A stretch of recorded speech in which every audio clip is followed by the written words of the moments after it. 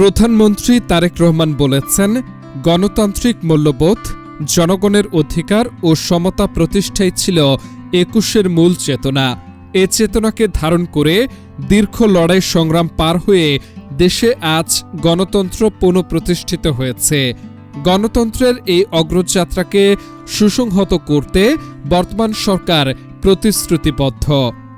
আগামীকাল মহান শহীদ দিবস এবং আন্তর্জাতিক মাতৃভাষা দিবস ২০২৬ উপলক্ষে দেওয়া এক বাণীতে তিনি বলেন, মহান শহীদ দিবস এবং আন্তর্জাতিক মাতৃভাষা দিবস উপলক্ষে আমাদের মাতৃভাষা বাংলা সহ বিশ্বের সকল ভাষাভাষী মানুষ ও জাতিগোষ্ঠীকে জানাই আন্তরিক শুভেচ্ছা ও অভিনন্দন। আজকের এই দিনে আমি গভীর শ্রদ্ধার সাথে স্মরণ করি ১৯৫২ সালের ভাষা আন্দোলনের সকল শহীদকে, যাদের আত্মত্যাগের বিনিময়ে আমরা প্রতিষ্ঠা করেছি মাতৃভাষা বাংলার মর্যাদা। ২১শে ফেব্রুয়ারি আমাদের জাতীয় জীবনের এক অবিস্মরণীয় অধ্যায় উল্লেখ করে প্রধানমন্ত্রী বলেন, ১৯৫২ সালের এদিনে মাতৃভাষা বাংলার মর্যাদা রক্ষার লড়াইয়ে শহীদ হন আবুল বরকত, আব্দুল সালাম, রফিক উদ্দিন আহমদ, আব্দুল জব্বার সহ আরও অনেকে।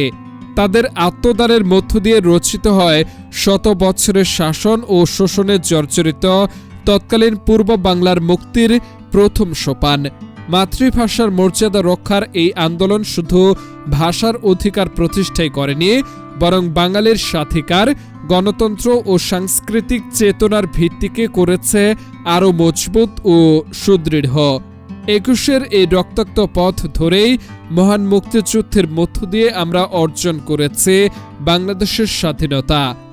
প্রধানমন্ত্রী বলেন, বাংলা ভাষা আমাদের আত্মপরিচয়ের প্রধান বাহন। মাতৃভাষার জন্য আমাদের ত্যাগ ও ভালোবাসার স্বীকৃতি স্বরূপ ইউনেস্কো ২১শে ফেব্রুয়ারিকে আন্তর্জাতিক মাতৃভাষা দিবস হিসেবে স্বীকৃতি প্রদান করেছে।